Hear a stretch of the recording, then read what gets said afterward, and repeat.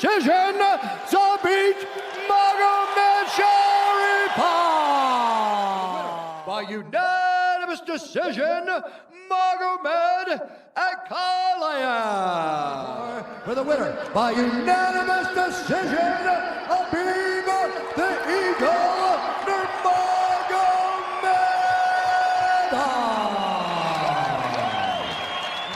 At 3 minutes, 16 seconds of the second round, declaring the winner by submission due to a head and arm choke, and new undisputed UFC lightweight champion of the world, Islam Makhachev.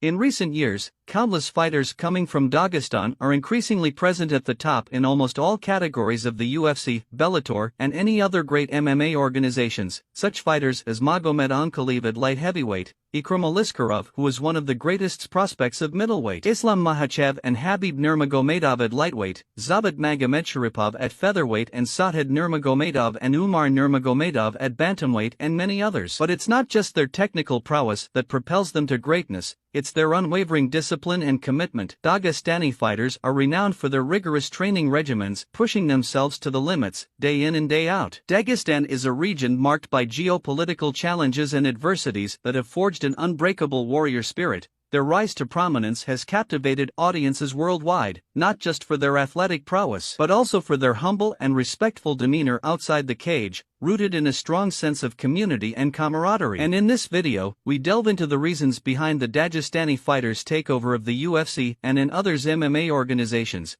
exploring the cultural, training, and strategic elements that have contributed to their remarkable success. And from now on we are gonna see some key points of why these guys are succeeding so much in the world of fighting nowadays.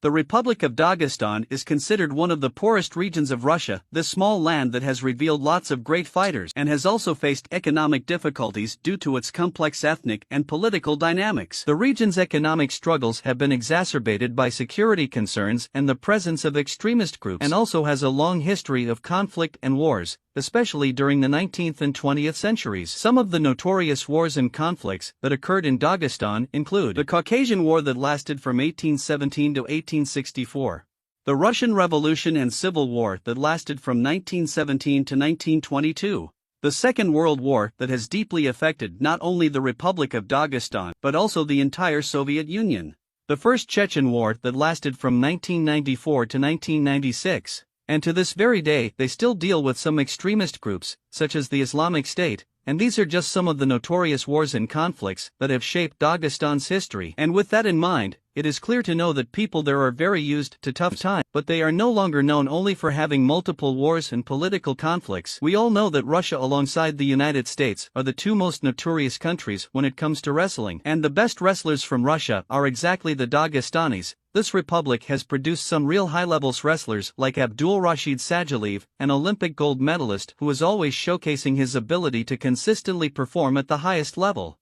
Magomedrasul Gazimagomedov, two-time world champion and a Grand Master of Sports in freestyle wrestling. Ali Aliyev, 5 times world champion in freestyle wrestling. Sazid Sazidov, who has won the bronze medal at the 2004 Athens Olympics and coached Habib Nurmagomedov himself, and many others. There is about 3 million people living in Dagestan, and although it is not a large population, they are very noticed when it comes to fighting for combat sports fans around the world. And one of the reasons why they are so good at fighting is because martial arts, especially wrestling, are rooted in Dagestan's culture. In the United States kids love basketball, in India kids love cricket, in Brazil kids love football, but in Dagestan, the favorite sport of children and teenagers over there is wrestling. Besides wrestling, they are also very into football, boxing, judo, and combat sambo. Another reason for them to be very good at fighting is the huge amount of fight training facilities. Dagestani fighters benefit from world-class coaching and training facilities. And one of the best coaches ever in MMA history is someone from Dagestan, and of course I am talking about the great Abdulmanap Nurmagomedov. Many of these athletes have access to top-tier coaches coaches and experienced training partners, allowing them to fine-tune their techniques and master their craft. Additionally, Dagestan's connection to various MMA gyms around the world has facilitated the exchange of knowledge and expertise, leading to a well-rounded skill set that combines wrestling, striking, and grappling seamlessly. And alongside the training fighting facilities, we can't ignore the fact that they have one of the best coaches in the game, such as Sazid Sazadov,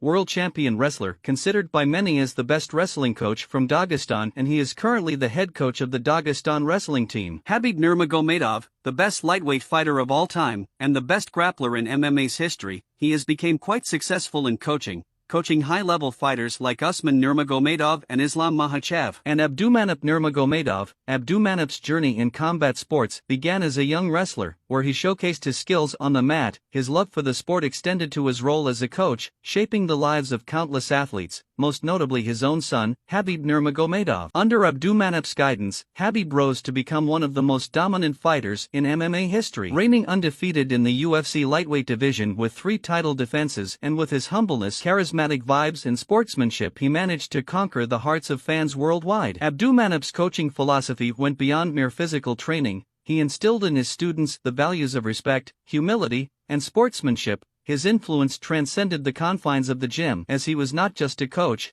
but a mentor and father figure to many. His dedication to nurturing both the athletic and personal development of his students set him apart as a true cornerstone of MMA. He passed away in 2020 at the age of 57 due to complications from COVID-19. However, his legacy lives on through the fighters he trained, the principles he instilled, and the inspiration he provided to aspiring athletes worldwide. And he is without a doubt one of the main reasons why Dagestan is considered nowadays as a factory of great fighters.